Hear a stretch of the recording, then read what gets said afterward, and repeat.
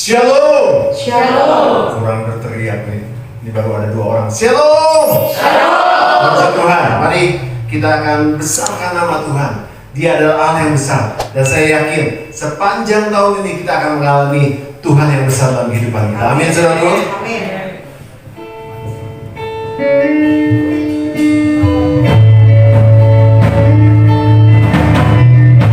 Sama-sama kita akan menyembah Tuhan dan katakan sebab Kau besar. Sebab Kau besar, perbuatanmu ajaib, Tiada seperti Engkau. Tiada seperti Engkau. Sebab Kau besar, perbuatanmu ajaib. Tiada seperti Engkau. Tiada sama-sama kita bangun diri. Perbuatanmu ajaib Tuhan. Tiada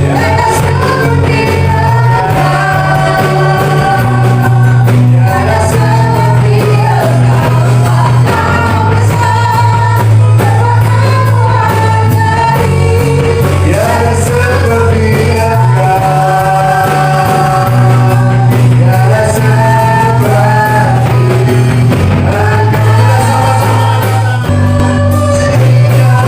syukur bagimu. Kau hampir dalam hidupku.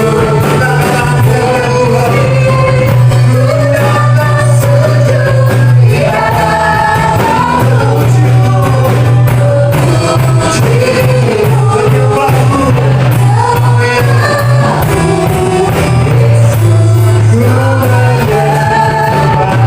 Sekali lagi segala puji dan syukur. Segala puji dan syukur bagimu.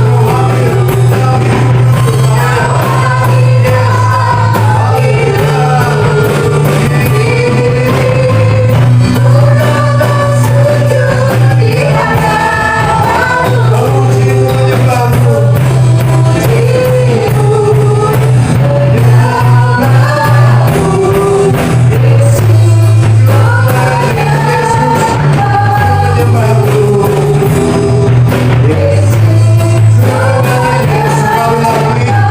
Yesus, ku menyembahmu.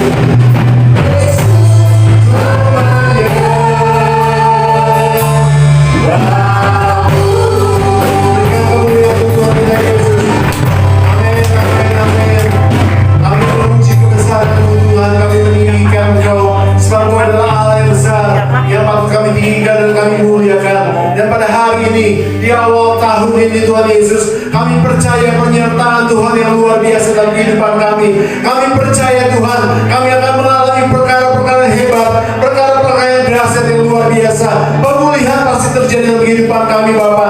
Kami akan berjalan bersama dengan Tuhan Yesus. Dan pada hari ini kami memuji kebesaran-Mu. Kami meninggikan Engkau karena Engkau yang layak untuk ditinggikan dan dibesarkan. Terima kasih Bapa. Terpuji nama-Mu di dalam nama Yesus. Kami berdoa, haleluya. Amin. Sekali lagi berikan tepuk tangan yang paling baik untuk Tuhan Yesus. Amin. Saudara percaya pada tahun ini kita akan mengalami perkara-perkara yang dahsyat. Amin. Yang di atas, amin. Amin. Dan kita yakin bahwa kebaikan Tuhan, kebesaran Tuhan akan terjadi dalam kehidupan kita sepanjang tahun. Dan kita juga kuasa oleh Tuhan. Amin. Kita berdoa bersama-sama.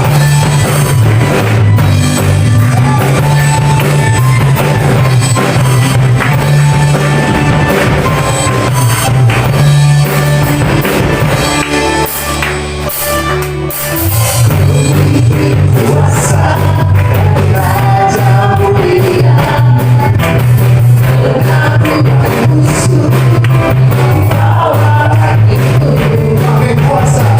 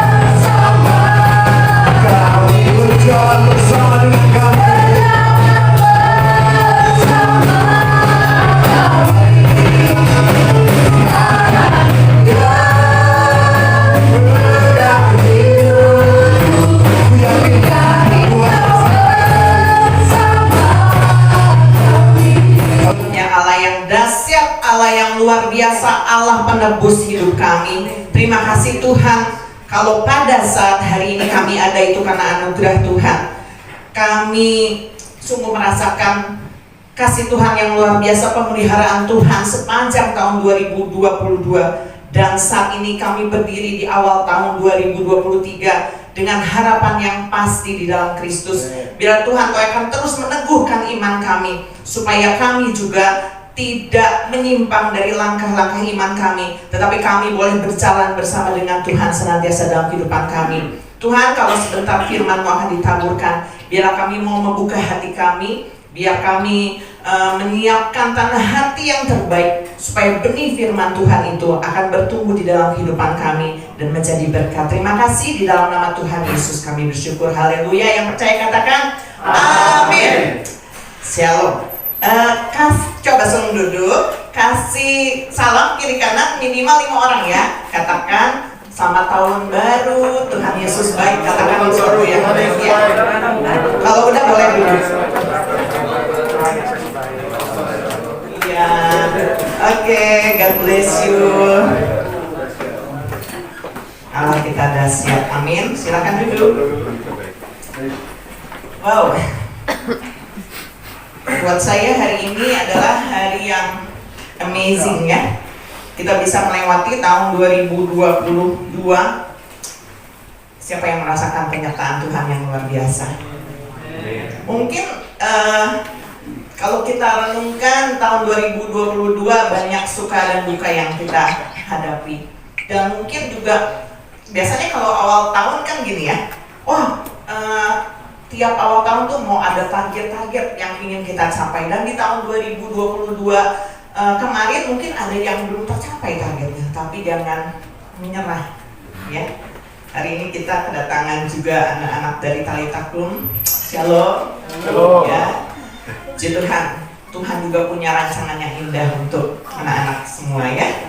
Puji Tuhan. Yes.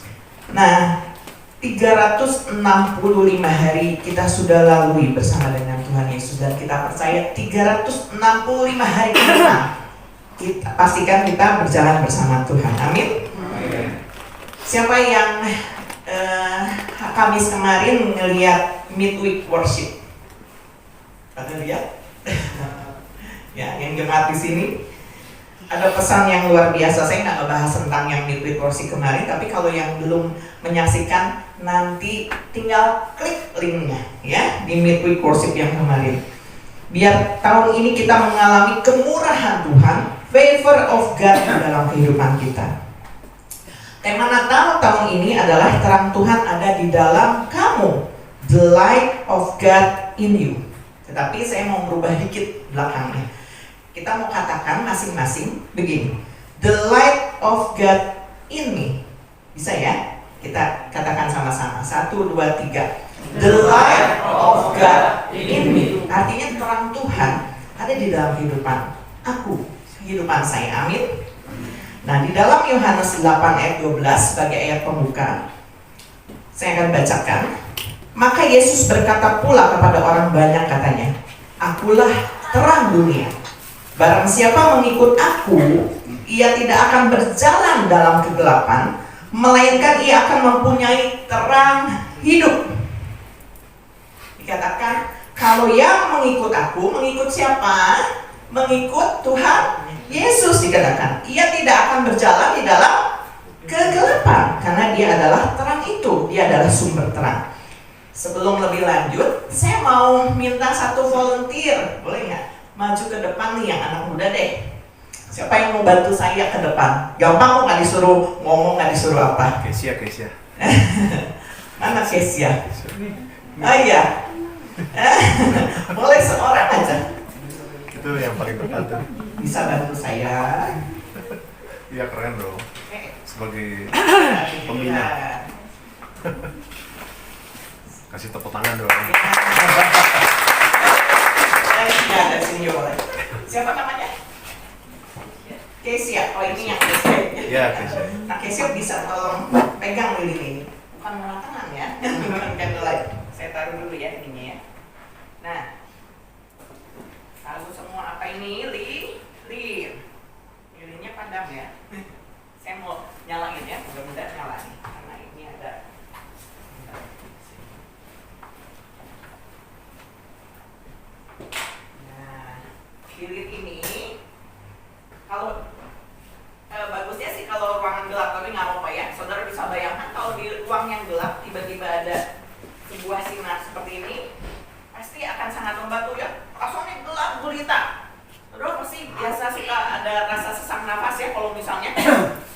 banget, nggak bisa melihat apa-apa, mungkin yang di sampingnya nggak bisa melihat, tetapi kalau ada cahaya lilin kecil aja, saudara akan merasa lega, betul ya? Ada cahaya terang.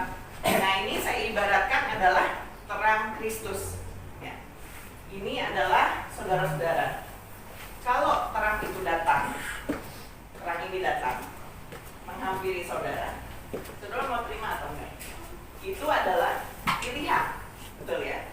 Nah sekarang kayak siap, mau terima atau enggak? Kalau mau terima berarti harus dinyalakan.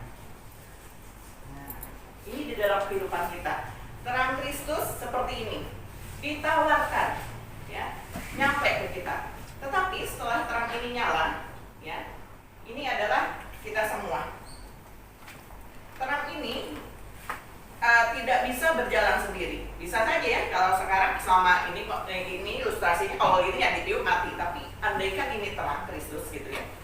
Terus dibagikan, dia mau terima, akhirnya ada terang kan. Tapi kalau dia berjalan sendiri, terus ada badai, ada masalah, mungkin terang itu akan padam. Tetapi dia tidak berjalan sendiri, melainkan dia harus berjalan bersama dengan Tuhan Yesus. Amin. Amin. Kasih tepuk tangan lagi. Oke, itu hanya ilustrasi ya. Nah, diibaratkan terang Kristus itu datang ke dalam dunia melalui kelahiran Sang Juru Selamat, bayi Yesus. Karena dikatakan kita ini sudah terpisah dari Allah karena dosa. Tetapi melalui kelahiran Tuhan Yesus, Dia mau mempersatukan kita kembali supaya kita ditebus, dikatakan, ya. Nah, terang itu diberikan, tetapi banyak orang yang tidak mau menerima terang tersebut. Ditawarin loh, tapi firman Tuhan juga katakan ada yang nggak menerima. Tetapi kalau kita sebagai anak-anak Tuhan, saya percaya yang di sini menerima, mau menerima terang Kristus, ditransfer terang Kristusnya. Tetapi tidak cukup sampai di situ saja. Dia nggak bisa udah terima terang, ya udah. Yang penting aku udah percaya Tuhan Yesus. Tetapi dikatakan kita harus berjalan bersama dengan Tuhan Yesus.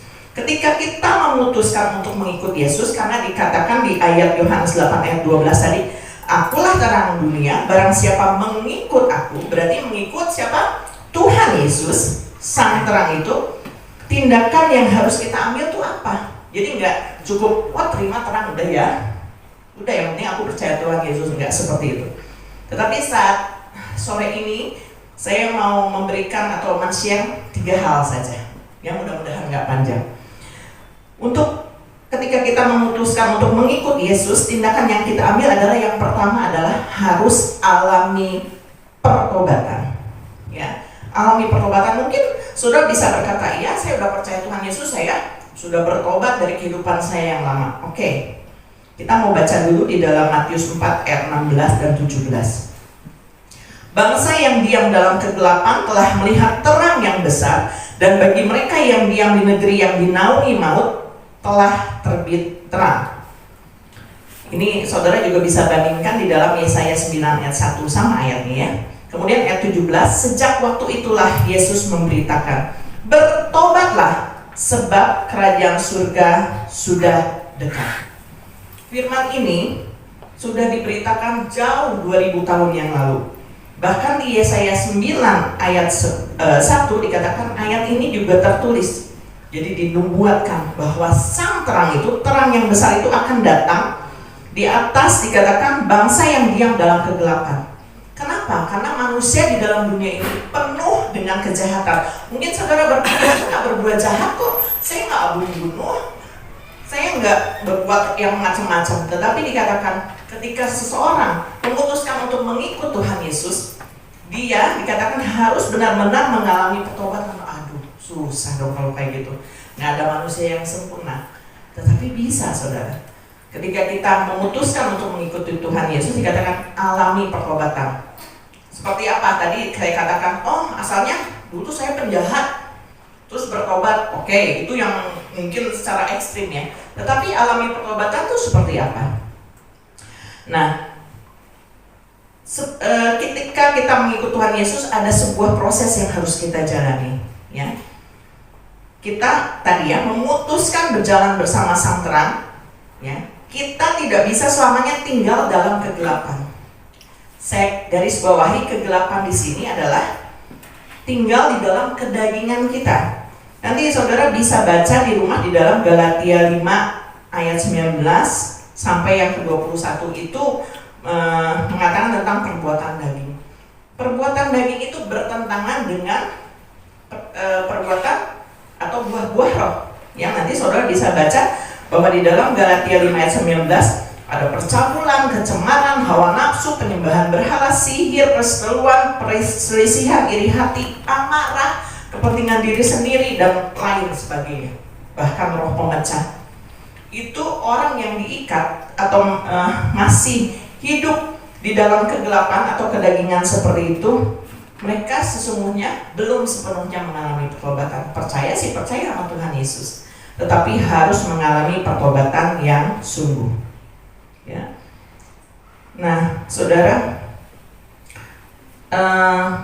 biarlah kita boleh memahami, mengalami pertobatan yang sungguh-sungguh itu seperti apa.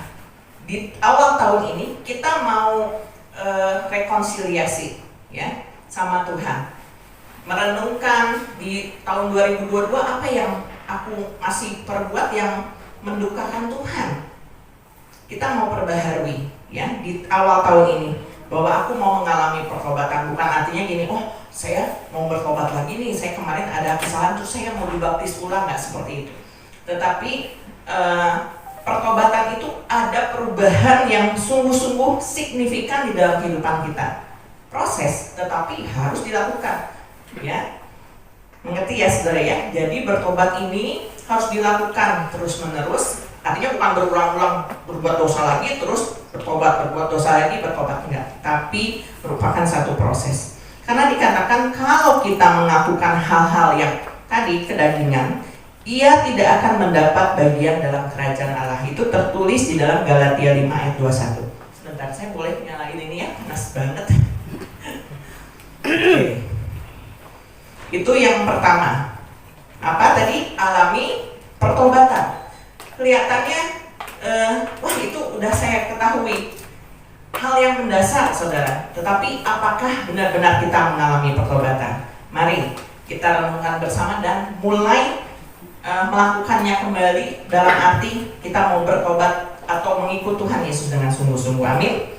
Nah, yang kedua, percaya kepada Tuhan Yesus. Saya udah percaya sama Tuhan Yesus, betul? Di sini kan orang-orang yang percaya sama Tuhan Yesus. Ya, kalau saya tanya, semua mencintai Tuhan Yesus? Pasti jawab iya, saya mencintai Tuhan Yesus.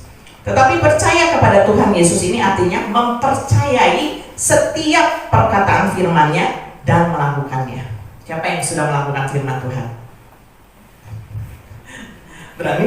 Berani dong. Siapa yang melakukan firman Tuhan? Saya, gitu ya. Walaupun mungkin kita bilang saya nggak sempurna, takut ngangkat tangan, ya, saya belum melakukan firman Tuhan sepenuhnya. Tetapi dorongan hati kita untuk ketika kita memutuskan mengikut Tuhan Yesus, percaya kepada Tuhan Yesus, berarti kita harus mempercayai perkataan firman-Nya dan melakukannya. Kita baca di dalam Yohanes 12, agak panjang ya, ayat 46 sampai 50. Ya, mudah-mudahan saudara bisa menyimak firman Tuhan. Saya banyak mengungkapkan ayat supaya jelas bahwa semuanya ini bukan perkataan saya tapi berasal dari firman Tuhan, ya. Yohanes 12 ayat 46. Aku telah datang ke dalam dunia sebagai terang, supaya setiap orang yang percaya kepadaku, percaya kepadaku, jangan tinggal di dalam kegelapan. Dan jikalau seorang mendengar perkataanku tetapi tidak melakukannya, aku tidak menjadi hakimnya, sebab aku datang bukan untuk menghakimi dunia, melainkan untuk menyelamatkannya. Ya. Barang siapa menolak aku dan tidak menerima perkataanku, ia sudah ada hakimnya, yaitu firman yang telah kukatakan, itulah yang akan menjadi hakimnya pada akhir zaman. Sebab aku berkata-kata bukan dari diriku sendiri, tetapi Bapa yang mengutus aku, dialah yang memerintahkan aku untuk mengatakan apa yang harus aku katakan dan aku sampaikan. Dan aku tahu bahwa perintahnya itu adalah hidup yang kekal. Jadi apa yang aku katakan, aku menyampaikannya sebagaimana yang difirmankan oleh Bapa kepadaku. Jadi jelas ya, dari ayat ini mengatakan bahwa ketika kita percaya kepada Tuhan Yesus tapi tidak melakukan firman-Nya, ya, dikatakan bukan Tuhan Yesus yang menghakimi, tetapi justru sikapnya sendiri yang akan menjadi itu udah menghakimi dia, saudara. Ketika kita menerima firman Tuhan, percaya kepada Tuhan Yesus tapi tidak melakukannya, kadang-kadang hati nurani kita udah gak ada damai sejahtera. Ini salah nih. Nah saudara, jangan langgar firman Tuhan, tetapi lakukan firman Tuhan. Percayai Tuhan sepenuhnya. Jika kita sudah menerima terang, mau terang itu ada di dalam kehidupan kita, tindakan yang harus kita ambil adalah tadi, satu, alami pertobatan. Yang kedua, kita harus percaya kepada Tuhan Yesus. Bukan artinya mengaku, Tuhan aku percaya sama Tuhan Yesus, tetapi percaya kita itu harus dibuktikan dengan kita melakukan firman Tuhan. Betul ya? Oke. Di dalam Kisah Para Rasul 13, nanti saudara bisa baca dari ayat 43 sampai 49, tapi saya akan baca di ayat 46 dan 47-nya saja. Tetapi dengan berani Paulus dan Barnabas berkata, memang kepada kamulah firman Allah harus diberitakan lebih dahulu, tetapi kamu menolaknya dan menganggap dirimu tidak layak untuk beroleh hidup yang kekal. Karena itu kami berpaling kepada bangsa-bangsa lain. Sebab inilah yang diperintahkan kepada kami. Aku telah menentukan engkau menjadi terang. Perhatikan, aku telah menentukan engkau menjadi terang bagi bangsa-bangsa yang tidak mengenal Allah, supaya engkau membawa keselamatan sampai ke ujung bumi. Saudara, di dalam Kisah Para Rasul ini, Paulus mengatakan ya, dia mengabarkan Injil kepada orang-orang Yahudi yang harusnya notabene percaya kepada Sang Mesias, kepada Kristus. Tetapi mereka menolak sang terang itu, ya. Dan dikatakan menganggap dirimu tidak layak untuk beroleh hidup yang kekal, sehingga akhirnya Paulus berpaling kepada bangsa-bangsa lain memberitakan Injil, dan mereka menerimanya dengan sukacita. Kita adalah orang-orang yang diperanakan oleh benih ilahi, saudara, yang sudah diselamatkan, percaya sama Tuhan Yesus, dikatakan harus melakukannya, dan dikatakan biarlah kita ini ditentukan menjadi terang bagi bangsa-bangsa tadi ya. Terang Kristus dikasih sama kita. Kita ini harus menjadi terang bagi bangsa-bangsa. Jadi jangan hidup lagi di dalam kegelapan. Jangan habiskan waktu kita untuk hidup di dalam gelap. Kalau ada banyak orang yang begitu mudah tertular oleh pergaulan buruk. Pergaulan buruk itu sangat mudah ditularin ya. Mengapa kita tidak mau tertular oleh perbuatan baik yang telah Tuhan tawarkan di dalam firman Tuhan? Ya. Hidup di dalam kasih karunia-Nya. Jangan habiskan waktu kita untuk menyesali kehidupan yang tidak baik, tapi mulailah menularkan terang Kristus kepada yang lain dengan membuat kita terlebih dahulu hidup di dalam terang. Jadi kitanya yang hidup di dalam terang. Saudara tidak akan bisa membuat orang melihat terang Kristus kalau hidup kita tidak menjadi terang. Jangan habiskan energi untuk mencoba merubah orang lain agar mereka berubah gitu. Jika kita tidak mau menerima terang atau tidak hidup di dalam terang, ya, biarlah Kristus yang mengubah kehidupan terlebih dahulu, kita lebih dahulu, dan menularkannya kepada yang lain, bahkan kepada orang-orang yang paling terdekat dengan kita. Jadi kalau kita menjadi terang, siapa yang harusnya melihat terang itu? Terang Kristus. Orang yang dekat sama kita, bukan? Saudara punya keluarga, ya. Di dalam rumah tangga ada istri, ada suami, ada anak, yang anak talita pun bergaul sama-sama gitu, percaya sama Tuhan Yesus. Semua harus melihat terang Kristus itu, ya, agar lebih banyak orang lagi juga melihat terang itu ada di dalam kehidupan kita. Amin. Jadi kita sendiri harus menjadi terang, nggak bisa kita hidup di dalam kegelapan. Ya, itu yang kedua, percaya kepada Tuhan Yesus, yaitu dengan melakukan firman-Nya, ya. Nah, yang ketiga atau yang terakhir adalah tetap rendah hati dan menjaga terang tersebut tidak padam. Di dalam 2 Korintus 4 ayat 7 sampai 10 saya akan bacakan.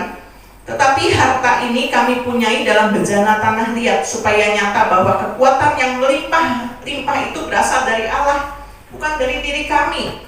Dalam segala hal kami ditindas, namun tidak terjepit. Kami habis akal, namun tidak putus asa. Kami dianiaya namun tidak ditinggalkan sendirian. Kami dihempaskan namun tidak binasa. Kami senantiasa membawa kematian Yesus di dalam tubuh kami supaya kehidupan Yesus juga menjadi nyata di dalam tubuh kami. Ini yang Paulus alami sejak dia mengenal Tuhan Yesus. Kita tahu siapa Paulus itu. Sebelum dia percaya sama Tuhan Yesus, dia adalah penganiaya jemaat, penganiaya orang-orang Kristen. Tetapi ketika hatinya dijamah oleh Tuhan, terang itu diberikan kepada dia, hidup dia berubah. Itu Tuhan kalau mau seperti itu namanya kasih karunia. Paulus menerima kasih karunia. Amin. Langsung dari Tuhan. Mungkin saudara mengalaminya dalam kehidupan saudara, menerima terang itu langsung dari Tuhan, atau bisa juga dari teman saudara yang sudah mengenal Tuhan Yesus lebih dahulu karena melihat terang Kristus. Jadi saudara tetaplah rendah hati dikatakannya.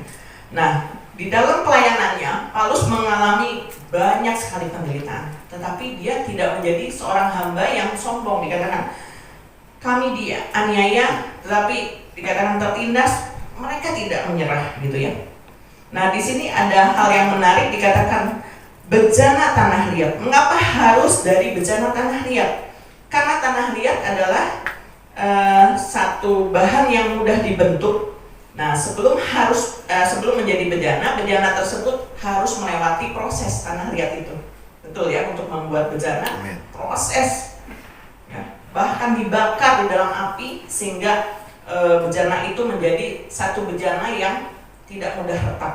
Dipanaskan sekian derajat gitu supaya tidak retak. Dan bejana tanah liat ini biasanya nggak seperti bejana dari emas gitu, yang indah, yang mahal harganya. Tapi bejana tanah liat ini mungkin tidak menarik gitu. Ya itulah kita, bahwa kita menjadi terang, bukan kitanya yang ditonjolkan, tetapi Kristusnya yang dimuliakan dalam kehidupan kita. Biarlah kita menjadi bejana tanah liat yang tidak menonjol, tetapi Yesus yang betul-betul dipermuliakan. Terang besarnya adalah Kristus. Kita cukup menjadi terang-terang kecil, tapi berdampak. Amin. Ya. Nah, saudara ingat ada kisah di dalam firman Tuhan tentang 5 gadis bijaksana dan 5 gadis bodoh dikatakan. Mereka membawa apa? Pelita. Pelita itu untuk menerangi ya.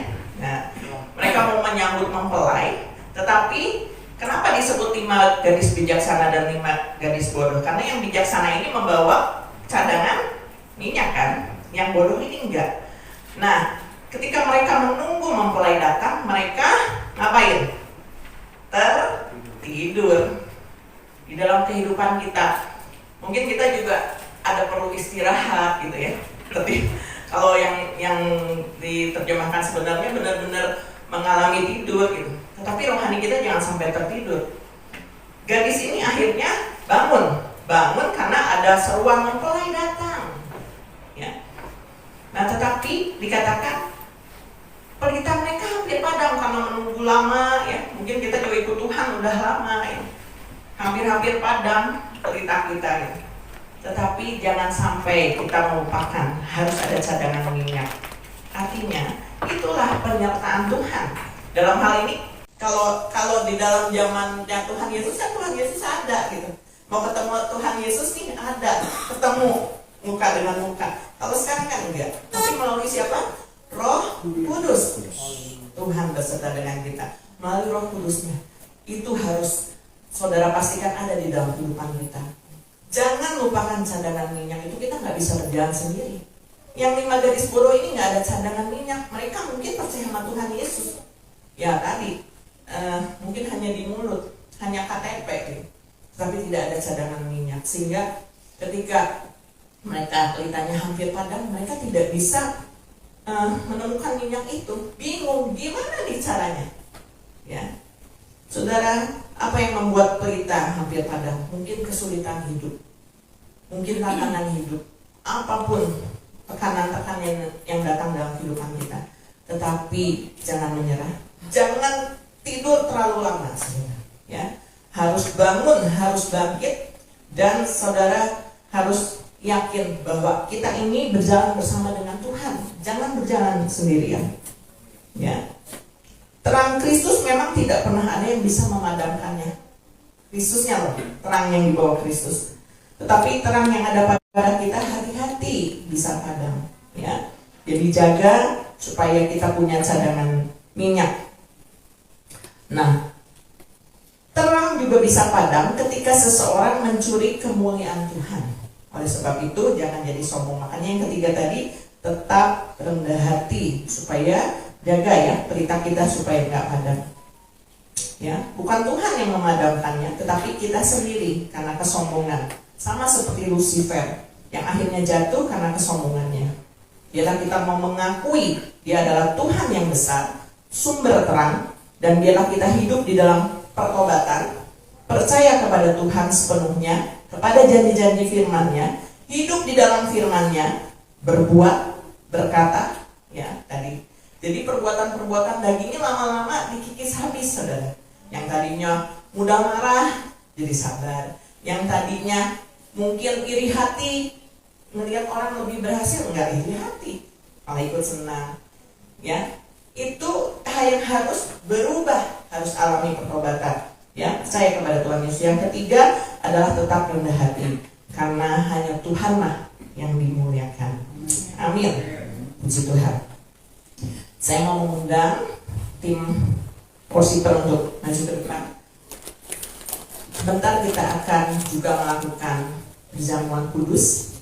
Kita mau benar-benar menyiapkan hati kita. Ketika kita melakukan perjamuan kudus juga, kita selalu diingatkan tentang kasih Tuhan Yesus yang begitu besar dalam kehidupan kita, yang sudah menebus aku, yang sudah mengampuni setiap dosaku.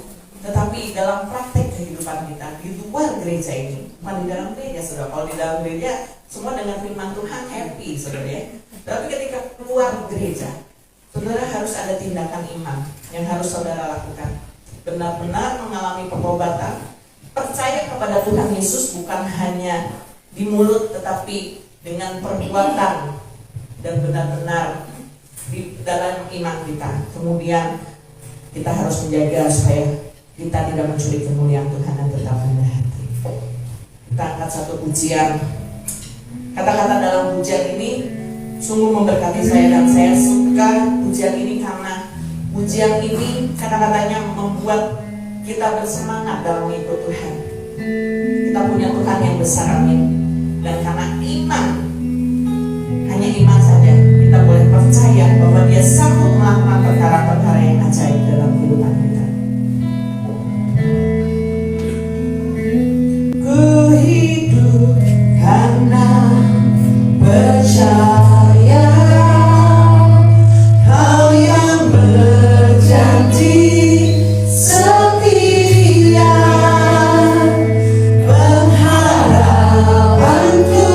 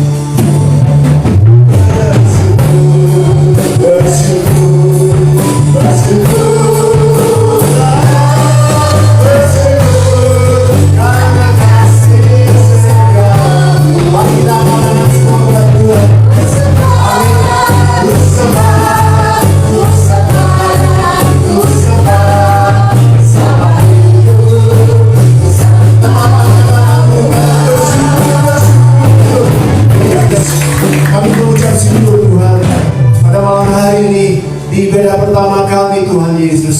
Kami tahu Tuhan, kesusahan akan datang, tetapi kami harus hadapi. Kesulitan akan menghadang perjalanan kami, tetapi kami percaya Bapa, ketika kami berjalan bersama Tuhan, the light of God ada dalam kehidupan kami. Kami percaya kepada Yesus Kristus, kami percaya kepada firman-Mu, maka Tuhan Yesus kami akan cakap menanggung segala perkara dalam kehidupan kami. Terima kasih Bapa buat berkat-Mu Tuhan Yesus. Terima kasih untuk kebaikan-kebaikan yang akan kami alami di tahun ini. Terima kasih untuk kebesaran Tuhan yang akan terjadi dalam kehidupan kami. Terima kasih untuk mujizat-mujizat yang sedang Tuhan berikan dalam kehidupan kami. Terima kasih untuk masa depan sepanjang tahun ini. Kami akan melihat kemuliaan Tuhan, kebaikan Tuhan akan terjadi dalam kehidupan kami. Terima kasih Bapa.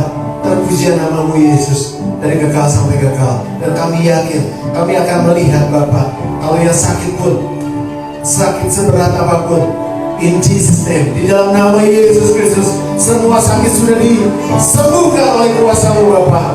Dan semua beban-beban kami sudah diangkat, karena kami punya Tuhan yang hebat, karena kami punya Tuhan yang besar. Terima kasih Bapa, terpujian nama-Mu. Saudaraku, mari kita angkat tangan kita, siap untuk terima berkat Tuhan. Diberkatilah keluarga-Mu, diberkatilah kesehatan-Mu, diberkatilah pekerjaan dan hasil kerja-Mu, dan diberkatilah orang yang mengandalkan Tuhan, yang menaruh harapannya kepada Tuhan. Sekarang saudaraku, terimalah di tahun yang baru ini, tahun yang penuh dengan berkat Tuhan, tahun yang penuh dengan mujizat Tuhan, tahun yang penuh dengan harapan dalam Tuhan, dan favor of God, kemurahan Tuhan akan terjadi dalam kehidupan kita. Terimalah berkat dari Allah Bapa, cinta kasih yang sungguh luar biasa dari Tuhan kita Yesus Kristus, dan persekutuan dengan Roh Kudus menyertai hidup kita mulai pada malam hari ini sampai Dia datang kali yang kedua. Tetap angkat tanganmu dan angkat pujian.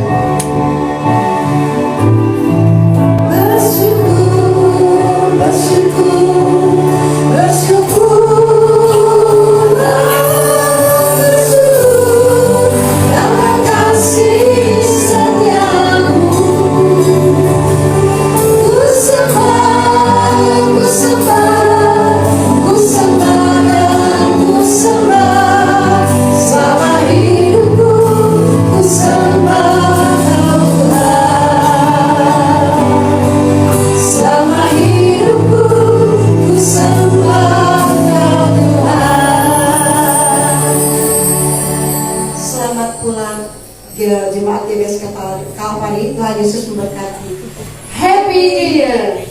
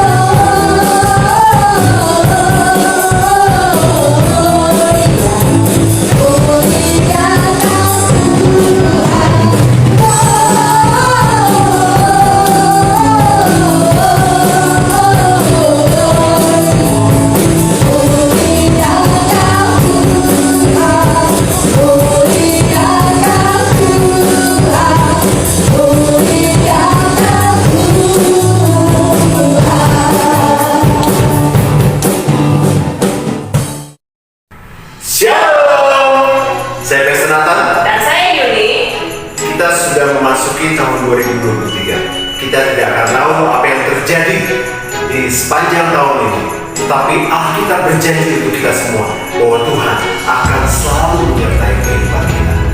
Dan selamat merancang mimpi-mimpi dan harapan-harapan saudara. Percayalah, Tuhan pasti menyertai. Dan bagi yang kita